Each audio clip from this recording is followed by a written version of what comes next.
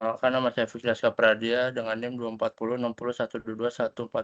Di sini saya akan menjelaskan step 1 dan step 2. Yang pertama, step 1 adalah inspect data. Yang pertama, buka file CSV.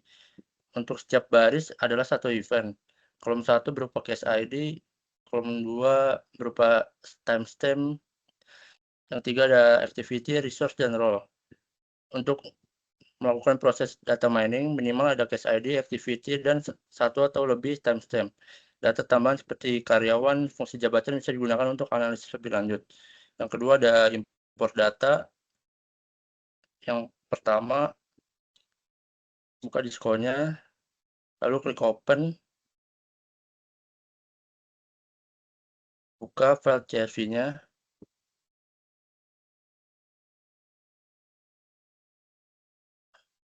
Di sini muncul setiap datanya. Untuk setiap datanya harus dicocokkan sesuai case ID dengan case ID, timestamp dengan timestamp, activity dengan activity, resource dengan resource, role bisa di remove atau dipakai di order. Lalu start import.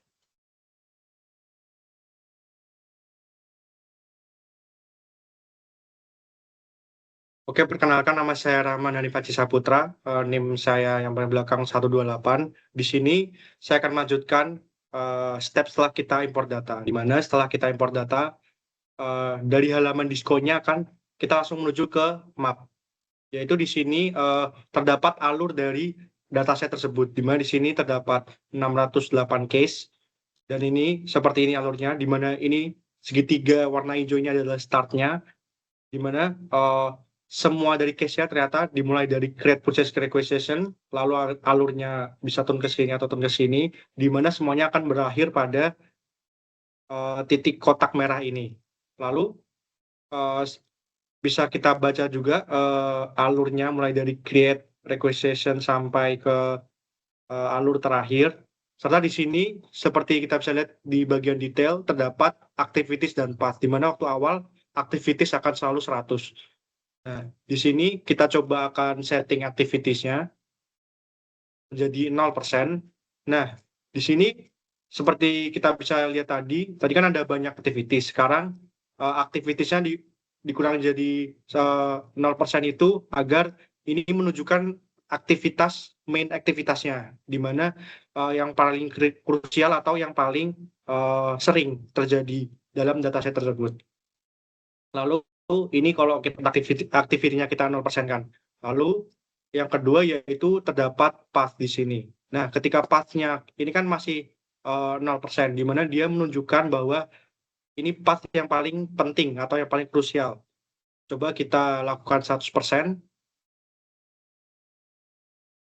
Nah ini akan menunjukkan semua jalur-jalur kemungkinannya dari path setiap alur data.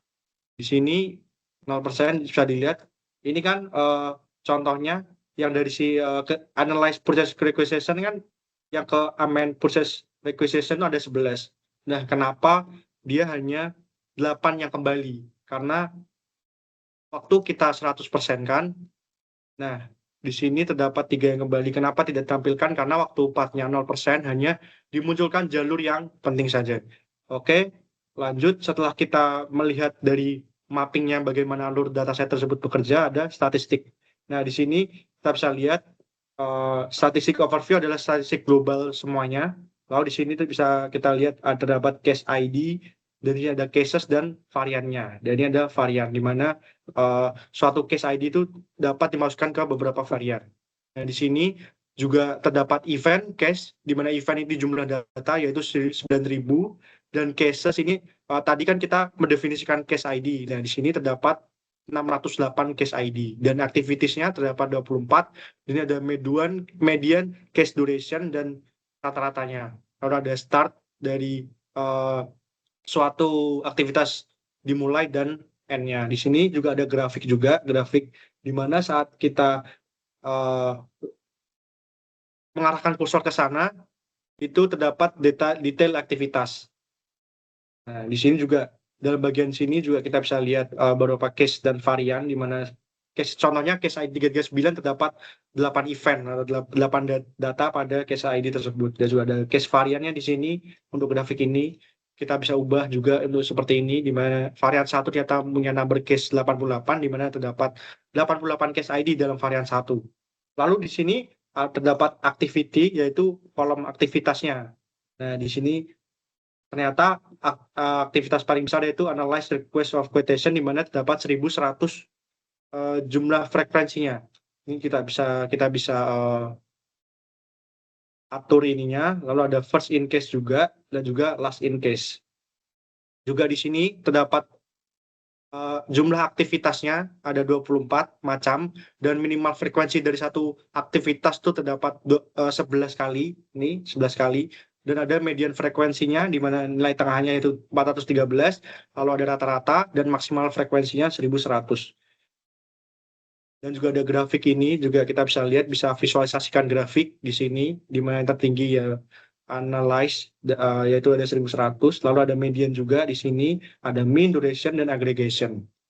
Lalu sini ada resource juga, sama seperti yang aktivitas, dari mana kita bisa baca semuanya, mulai dari resource-nya ada 27, frekuensi, median, mean, dan maksimal frekuensinya.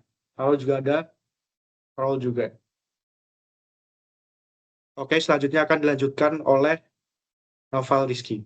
Oke, selanjutnya di sini saya Noval Rizky Saputra dengan NIM akhir 0011. Di sini saya akan melanjutkan untuk penjelasan yang ke step 5 dan step ke-6. Untuk step ke-5 di sini yaitu untuk inspect case-nya. Di sini untuk inspect case-nya berdasarkan untuk mapping yang sudah dilakukan oleh teman saya sebelumnya dengan activity 100% dan fetch 100%. Kemudian untuk melihat detail case-nya, di sini ada uraian berdasarkan case yang jumlahnya 88, dan untuk demonstrasi kali ini saya menggunakan case yang 335.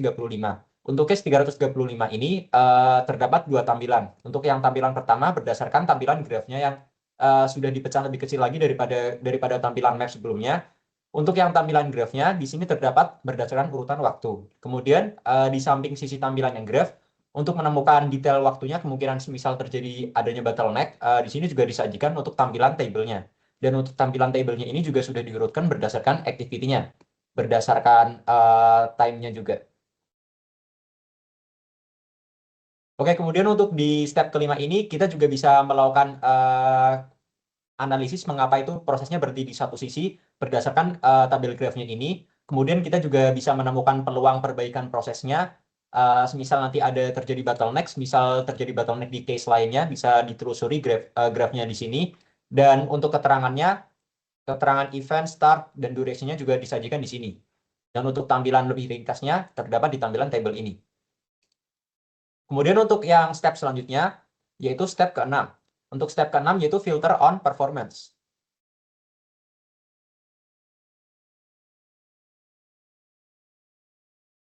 Oke, untuk filter on performance di sini, sebelumnya di sini untuk satu tampilan saja, yaitu terdapat tampilan purchasing example saja dari dataset itu tersendiri.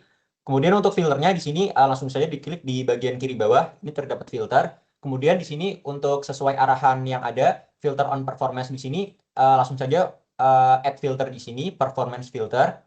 Nah, untuk performance filter ini, saya menggunakan threshold-nya di sini adalah 21 hari. 21 hari ini bisa diurutkan berdasarkan sini. Jadi 21 hari ini akan menampilkan case atau kasus yang memakan waktu itu lebih dari 21 hari. Di mana di sini angka 21 itu akan menjadi angka threshold. Jadi yang ditampilkan di sini adalah case yang memakan waktu lebih dari 21 hari. Nah, di sini karena mungkin kalau kita menggunakan slider di sini sedikit susah menyesuaikannya, jadi kita bisa menggunakan bagian ini saja. Oke, kita set value ke 21, dan di sini terdapat 15% dari kasus yang memakan waktu lebih dari 21 hari. Nah, kemudian untuk cara menerapkannya, di sini kita bisa copy and filter dulu. Nah, kemudian untuk copy and filter ini kenapa tidak langsung di-apply filter? Karena biar kita tidak menumpuk dataset yang aslinya. Kemudian untuk copy and filter sesuai arahan, di sini kita menggunakan nama SLA analysis. Nah, kita dapat menggantinya di sini. Purchasing example ini adalah dataset asli tadi kita yang tidak terdapat filter threshold 21 hari, dan SLA analisis ini merupakan dataset yang sudah terfilter dengan threshold 21 hari, di mana di bagian sini dengan aktivitas 100 dan pet 100% juga akan menampilkan semua aktivitas yang memakan waktu atau memakan durasi lebih dari 21 hari. Oke, kemudian bisa lanjut berdasarkan tampilan case, dan di sini kita bisa melihat semisal terjadi bottleneck, kita bisa melihat berdasarkan varian dan case-nya juga sesuai yang sudah dijelaskan di step 5 tadi, dan ini bisa digeser berdasarkan graph dan tabelnya. Dan filter ini tidak akan menumpuk ke dataset aslinya karena disediakan secara terpisah. Jadi semisal kita mau mengganti ke awalnya, kita bisa back ke dataset asli kita, dan ini merupakan SL analisis yang merupakan dataset yang sudah terfilter. Oke, untuk cara mengeceknya, bagaimana cara memastikan bahwa event yang terjadi di filter itu, tadi kita menerapkan filter dengan 21 hari. Di sini bisa dicek, misal untuk varian pertama, di bagian sini terdapat keterangan event 26. Semua yang ada di kanan ini pasti melebihi 21 hari, karena tadi kita menerapkan filter 21.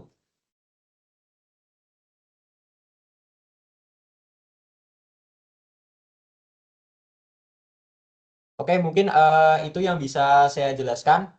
Selanjutnya akan dilanjutkan oleh teman saya. Perkenalkan, saya Muhammad Mirza Faiz Rabbani dengan NIM 240606122140127. Di sini saya akan menunjukkan bagaimana cara menemukan bottleneck dengan performance view. Di sini kita sudah melihat hasil dari SLA analisis yang diberikan teman saya tadi. Di sini kita melihat apa sih yang menyebabkan memakan waktu lama. Di sini dari filter yang sudah di atas 21 hari terlihat di sisi ini memiliki frekuensi yang terbesar.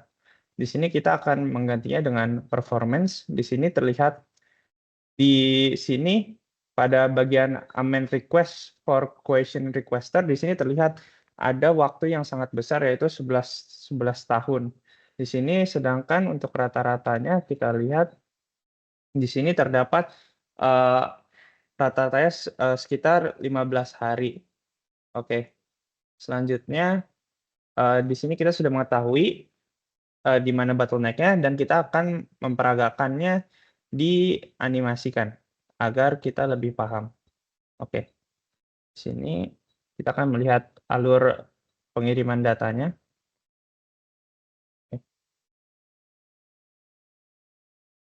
Oke, di sini data pertama. Dan dilihat di sini data pertama akan memutar lagi di sekitar amend request for question requester. Di sini terlihat data terus berulang kali memutar di situ, dan di sini baru keluar ke bagian yang ini. Oke, di sini terlihat semakin lama pada bagian amend request menumpuk sangat banyak sekali, dan tidak ada yang keluar ke send request for question to supplier. Di sini baru dari sini data keluar dan berhasil masuk ke hingga yang paling terakhir.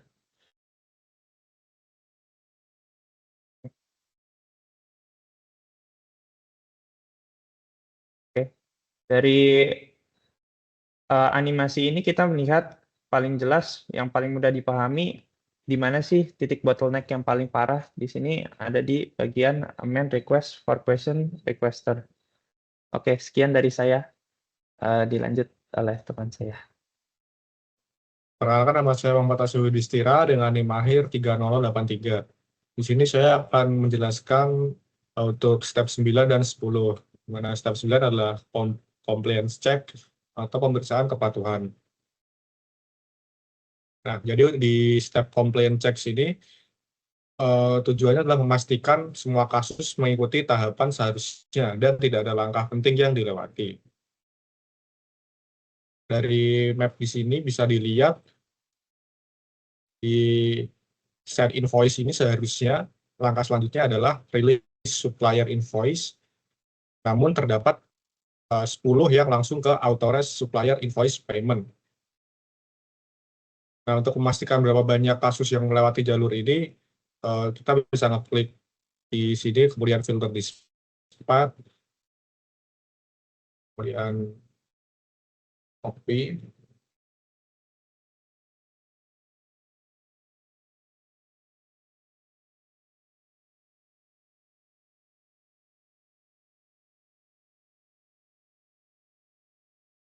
Nah,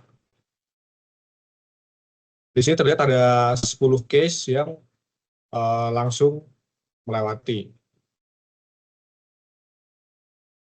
Nah, di sini bisa dicek misal salah satu, di sini memang setelah send invoice, dia langsung ke authorized supplier invoice payment.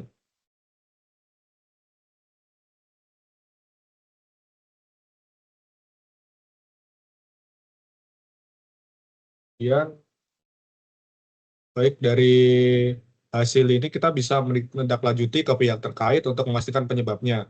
Apakah ada kebijakan pengecualian, kesalahan prosedur, atau justru bug di sistem.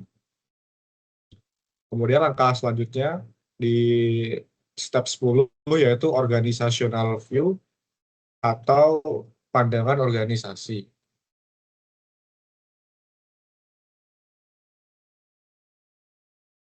Nah, selanjutnya kita akan melihat proses dari sudut pandang organisasi, yaitu bagaimana pekerjaan berpindah antar peran atau departemen.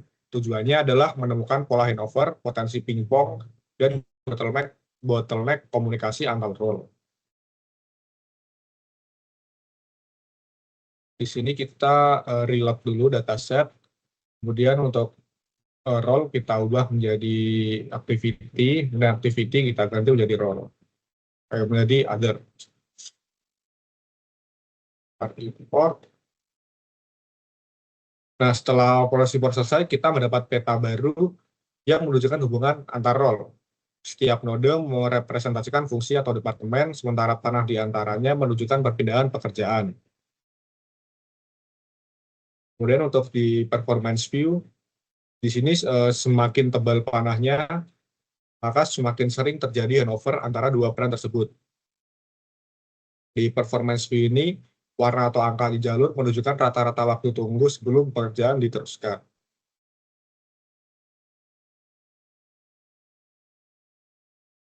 Contoh pingpong pattern adalah di requester dan purchasing agent di sini terjadi bolak-balik.